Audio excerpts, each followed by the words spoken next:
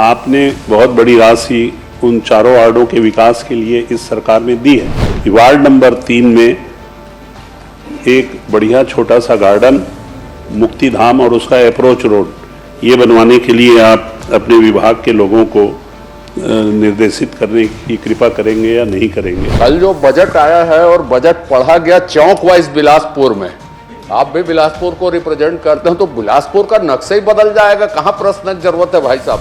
हमारे गांव के इलाके को नगर निगम में शामिल किया। पहले वो लोग भूटान के राजा थे, आज की तारीख में वो प्रजा हो गए। स्मार्ट सिटी प्रोजेक्ट के अंतर्गत कोई ऑक्सीजोन का निर्माण बिलासपुर नगर निगम में नहीं हुआ है। कोई वृक्षारोपण का काम नगर निगम या स्मार्ट सिटी के मत से नहीं हुआ है। श्री धर्मजीत सिंह जी है, प्रश्न करेंगे। अध्यक्ष महोदय, मैंने बिलासपुर के ऑक्सीजोन के बारे में और ग्रीनरी कहाँ कहाँ पर है, गार्डन कहाँ है, विस्तृत रूप से जवाब देते हुए ये भी बताया है कि स्मार्ट सिटी का प्रोजेक्ट अब खत्म है। परंतु फिर भी मैं इस प्रश्न को इसलिए पूछा था माननीय मंत्री जी कि बिलासपुर जिले के 1, 2, 3 और 4 नंबर के वार्ड जो नगर निगम में हैं उसकी पिछले सरकार में घनघोर उपेक्षा हुई थी और वहाँ पर विकास के कोई भी काम नहीं हुए। जो कुछ भी हुआ आपने बहुत बड़ी राशि उन चारों वार्डों के विकास के लिए इस सरकार में दी है। मैं सिर्फ एक मांग आपसे ये करना चाहता हूँ कि वार्ड नंबर 3 में एक बढ़िया छोटा सा गार्डन, मुक्तिधाम और उसका अप्रोच रोड ये बनवाने के लिए आप अपने विभाग के लोगों को निर्देशित करने की कृपा करेंगे या नहीं करेंगे? ये आपसे मेरा निवेदन है, प्रश्न भी है और यही आग्रह भी है, दोनों मेरा है। माननीय अध्यक्ष महोदय, सभापति महोदय, कल जो बजट आया है और बजट पढ़ा गया चौक वाइज बिलासपुर में, आप भी बिलासपुर को रिप्रेजेंट करते हैं तो बिलासपुर का नक्शा ही बदल जाएगा। कहाँ प्रश्न की जरूरत है भाई साहब को? नहीं, मैं जो पूछा हूँ उसके बारे में मैं बता दूं अध्यक्ष महोदय, आप भी उससे पीड़ित हैं। हमारे गांव के इलाके को नगर निगम में शामिल किया। पहले वो लोग भूटान के राजा थे, आज की तारीख में वो प्रजा हो गए हैं।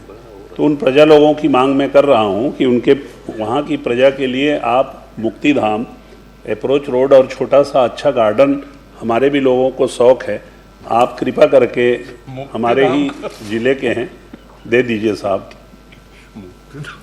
अच्छा मुक्तिधाम होना चाहिए।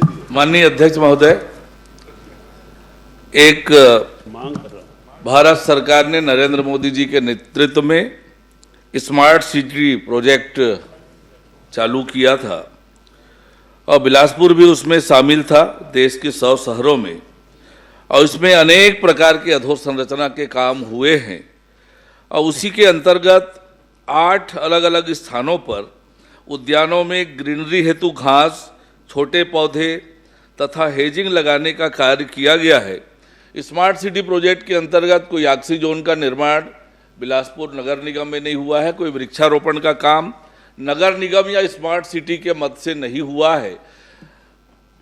बिलासपुर नगर निगम के अंतर्गत जो वृक्षारोपण के काम हुए हैं, ऑक्सीजोन के काम हुए हैं, वो अलग अलग योजनाओं से अलग अलग मत से हुए हैं। 2017-18 में वन विभाग द्वारा व्यापार विहार में ऑक्सीजोन का निर्माण किया गया था। वो ऑक्सीजोन जो है वो सही सलामत है, वहाँ के पौधे सही सलामत हैं। बाद में अमृत मिशन 2.0 के अंतर्गत वुमेन फॉर ट्री परियोजना के अंतर्गत 2025-26 में 10 महिला स्व सहायता समूह के कुल 50 महिलाओं द्वारा 5000 पौधों का रोपण किया गया है और उसमें से आज की स्थिति में 4700 पौधे जीवित हैं, बढ़ रहे हैं। 300 जो पौधे हैं वो योजना के अनुरूप, एग्रीमेंट के अनुरूप उसको प्रतिस्थापित करने की कार्यवाही की जा रही है। साथ में CSR फंड से कोनी में 2 एकड़ क्षेत्र में 1000 पौधे अर्पा अर्पण समिति के NGO के द्वारा किया गया है। गोकुल धाम में 0.5 एकड़ क्षेत्रफल में 300 पौधे हिंदू एकता मंच NGO के द्वारा तथा सिरगिट्टी में CSIDC के द्वारा 4.2 एकड़ क्षेत्रफल में 10,000 पौधे मियावाकी माइक्रो फॉरेस्ट विकास के तहत रोपित किए गए हैं। बिरकोना में 20 एकड़ क्षेत्र में वृक्षारोपण के लिए, पौधारोपण के लिए प्रस्ताव ACCL को गया है CSR मद से। तो इस तरह से वृक्षारोपण की दिशा में ये काम हुए हैं। नगर निगम और स्मार्ट सिटी ने जन सहयोग से अलग अलग संस्थाओं के माध्यम से अलग अलग स्थानों पर वृक्षारोपण के काम किए हैं। ये सही है कि बिलासपुर के आसपास की कुछ नगर पालिका, नगर पंचायत, ग्राम पंचायत को मिलाकर पिछली सरकार ने नगर निगम की सीमा में वृद्धि किया है। जो सीमावर्ती गांव और नगर पंचायत, नगर पालिका, नगर निगम में शामिल हुए हैं, वहां पर विकास के काम कम हुए थे। उन कामों पर फोकस करके, उन क्षेत्रों में फोकस करके बहुत सारी मूलभूत आवश्यकताओं के लिए हमारी सरकार बनने के बाद हमने स्वीकृत किया है और भी जो प्रस्ताव आते जाएंगे क्रमशः स्वीकृत करते जाएंगे। अभी माननीय सदस्य ने मुक्तिधाम के लिए कहा है, तो इस बार हमने मुक्तिधाम के निर्माण को फोकस किया है। सभी नगरीय निकायों को राशि जारी कर रहे हैं।